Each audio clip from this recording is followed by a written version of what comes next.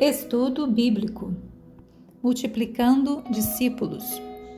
O legado de Paulo a Timóteo. Lição 11. Firmeza na verdade em tempos de apostasia. Texto base 2 Timóteo, capítulo 3, versículos do 1 ao 17.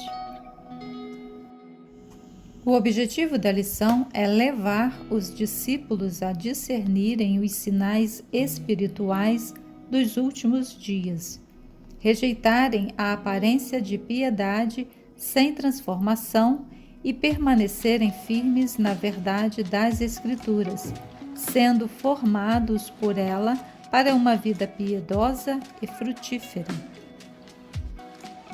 A caminhada do discípulo de Cristo é marcada por contrastes, luz e trevas, verdade e engano, piedade e aparência. Em 2 Timóteo, capítulo 3, Paulo abre os olhos de seu filho na fé para a realidade dos últimos dias. É um dos retratos mais fortes sobre esse tema. Ele não fala de catástrofes naturais ou eventos apocalípticos, mas de uma crise moral e espiritual profunda, descrevendo com clareza o avanço da impiedade, da falsidade e da corrupção, não apenas fora da igreja, mas muitas vezes dentro dela. O discipulado autêntico é provado quando muitos se desviam. E a âncora para permanecer firme é a palavra de Deus. O verdadeiro discípulo precisa saber discernir os tempos, resistir ao engano e permanecer firme na verdade da palavra.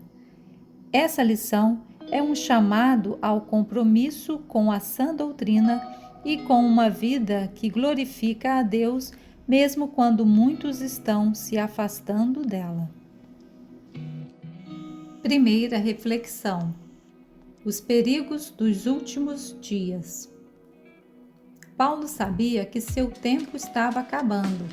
Ele está apresentando as últimas recomendações a Timóteo e agora volta ao tema das heresias e como o pastor deve enfrentá-las.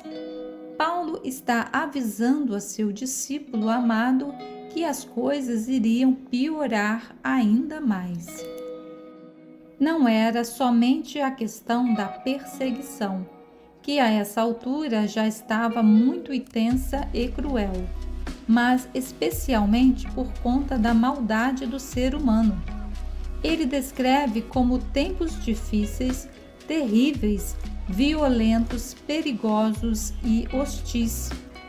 Esses dias difíceis começaram no tempo de Paulo e Timóteo e continuam até os dias de hoje e a cada dia estão piores. São tempos marcados por uma intensa crise moral e espiritual. Podemos ver isso ao nosso redor nos dias atuais. É um tempo no qual o mal floresce e todos os alicerces morais são sacudidos. Paulo lista então 18 características morais e espirituais decadentes dos seres humanos deste tempo. Esse quadro torna o mundo um verdadeiro caos.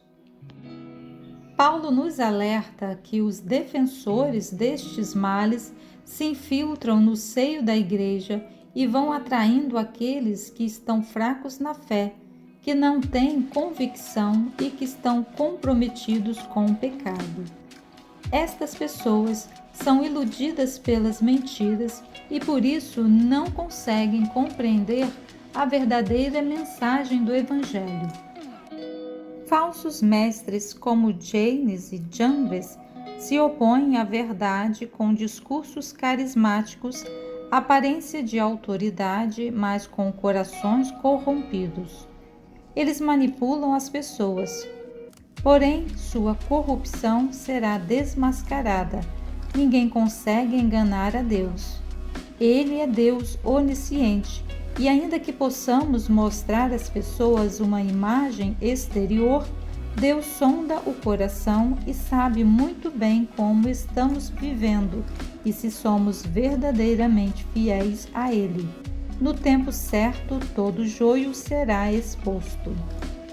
O discípulo precisa ter discernimento para não se deixar enganar por palavras bonitas ou formas religiosas sem conteúdo bíblico. Segunda reflexão: permanecendo firme quando muitos se desviam. O apóstolo Paulo contrapõe o avanço da apostasia com a postura do servo fiel a Deus.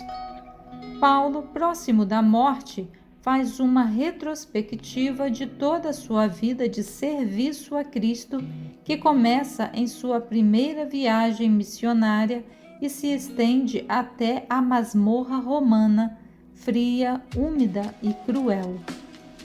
Timóteo estava rodeado de falsos mestres e por isso deveria seguir o exemplo fiel de Paulo.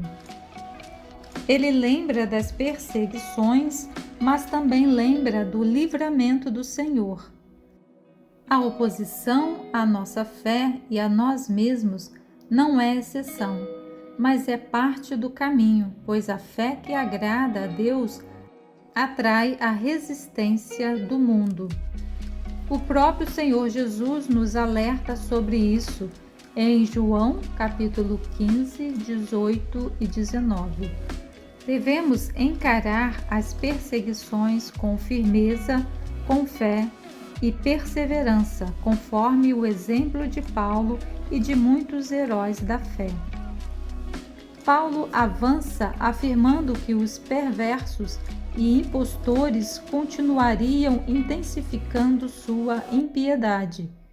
Irão de mal a pior, enganando e sendo enganados. A decadência moral e espiritual continuaria se acentuando.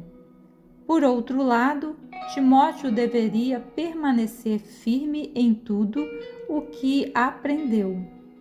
Não basta aprender, mas aplicar ao coração com uma convicção poderosa o suficiente para mudar a maneira como vivemos. Enquanto o discípulo amadurece na fé, os ímpios afundam no engano. Nestes dias difíceis, como no tempo de Timóteo e como nos dias de hoje, é importante seguir os líderes espirituais certos. Timóteo teve acesso próximo à vida de Paulo, doutrina, propósito, amor, perseverança, fidelidade. O discipulado verdadeiro não é apenas ensino teórico, mas vida partilhada com coerência entre ensino e vida. O exemplo arrasta mais que as palavras. O chamado não é para buscar novidades, mas permanecer no que é sólido. O discipulado fiel honra o que é verdadeiro, mesmo quando o novo parece mais atrativo. Terceira reflexão: a autoridade e suficiência das Escrituras. Em um mundo marcado por incertezas, vozes conflitantes e verdades relativizadas, a Igreja de Cristo precisa reafirmar um dos pilares centrais da fé cristã, a autoridade e a suficiência da Bíblia. Essa convicção é essencial para a nossa saúde espiritual. A Bíblia é o livro dos livros, plenamente confiável e útil. Cada linha das Escrituras Sagradas é inspirada por Deus. Como resultado, o que foi escrito é isento de erro e de valor supremo para todos nós. Nós, batistas, declaramos que a Bíblia é a infalível e inerrante palavra de Deus, a regra de fé e prática.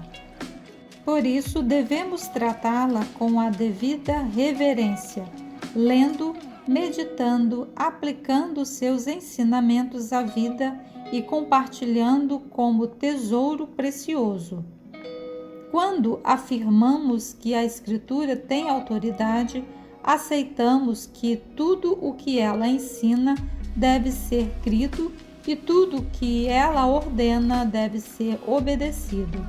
Ela não está sujeita a julgamentos humanos, nem depende de aprovações eclesiásticas ou culturais para ser válida. A suficiência das Escrituras significa que a Bíblia contém tudo o que é necessário para a salvação, a santificação e a vida cristã plena. Não precisamos de novas revelações, experiências místicas ou tradições humanas para complementar o que Deus já nos revelou. As Escrituras são suficientes. Ensinam, corrigem, instruem e capacitam os servos de Deus para toda boa obra. E tudo isso culmina no versículo 17, que expressa o propósito final, para que o homem de Deus seja apto e plenamente preparado para toda boa obra. A vida do discípulo não é teórica, mas prática. A fé verdadeira é demonstrada em ações, fruto de um coração transformado pela palavra. A Bíblia não é um livro estático. Ela é a ferramenta divina de capacitação completa para todo servo que deseja viver para a glória de Deus. Finalizando, agora vamos concluir o estudo de hoje. Este capítulo é uma advertência urgente e um chamado à fidelidade. Paulo descreve com clareza os tempos difíceis dos últimos dias, caracterizados por uma degradação moral, espiritual e relacional. O apóstolo não fala de calamidades naturais, mas de corações corrompidos, dominados pelo ego, pelo amor ao dinheiro, pela irreverência e pela falsidade religiosa. A apostasia será marcada por uma piedade de fachada, desprovida de poder transformador. Neste cenário de engano e superficialidade, o discípulo de Cristo é convocado a uma postura radicalmente diferente e deve remar contra a maré da apostasia, seguindo o exemplo dos fiéis, mesmo que isso implique sofrer por causa da verdade. Em tempos de inconstância e confusão, a única âncora segura é a palavra de Deus, inspirada, suficiente, formadora e transformadora. O apóstolo encerra o capítulo revelando o propósito supremo da Escritura: formar discípulos maduros e capacitados para toda boa obra.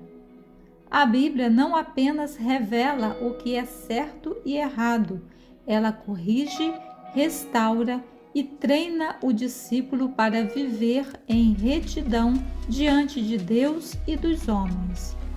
O verdadeiro discípulo é aquele que, mesmo cercado por um mundo em decadência, permanece firme na verdade, vive com coragem e frutifica para a glória de Deus. Para pensar e agir. Primeiro, o que significa para você ter apenas aparência de piedade? Segundo, você tem discernido e evitado ensinos que têm aparência de piedade, mas negam o poder transformador do Evangelho? Terceiro, quem tem sido seu modelo de discipulado?